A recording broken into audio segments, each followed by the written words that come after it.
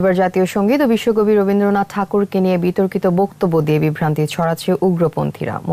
তিনি বলে দিয়েছেন নাকি রবীন্দ্রনাথের জাতীয় সঙ্গীতটি বাদ দিয়ে দেওয়া হবে, তার জায়গায় কোরআনের কিছু পোরশন দিয়ে নতুন জাতীয় সঙ্গীত তৈরি করা হবে। হ্যালো ভিউয়ার্স, সবাই কেমন আছেন?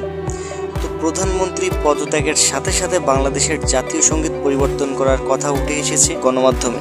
সেখানে জানা যায় কবিগুরু রবীন্দ্রনাথ ঠাকুরকে অসম্মান করে তার লেখা বিখ্যাত জাতীয় সঙ্গীত আমার সোনার বাংলা আমি তোমায় ভালোবাসি এই জাতীয় সঙ্গীতটাকে বাদ দেওয়া হবে এবং কোরআনের কিছু পোরশন দিয়ে বাংলাদেশের নতুন জাতীয় সঙ্গীত তৈরি হবে বলে জানা গেছে।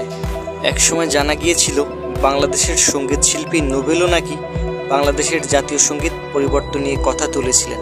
তিনি বলেছিলেন কবিগুরু রবীন্দ্রনাথ ঠাকুরের জাতীয় সঙ্গীত বাদ দিয়ে জেমসের গাওয়া আমার সোনার বাংলা আমি তোমায় ভালোবাসি এই গানটা জাতীয় সঙ্গীত করতে, কিন্তু তখন তার কথা কেউ মূল্যায়ন করেনি। কিন্তু নোবেলের বলা আমার সোনার বাংলা আমি তোমায় ভালোবাসি এটা বাদ দিয়ে অন্য একটি গান জাতীয় সঙ্গীত হবে বলে জানা গিয়েছে।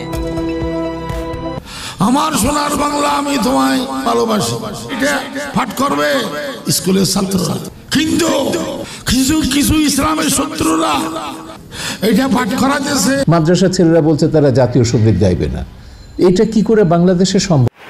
প্রিয় ভিউয়ার্স, আপনিও কি বাংলাদেশের জাতীয় সঙ্গীত পরিবর্তনের সাথে একমত?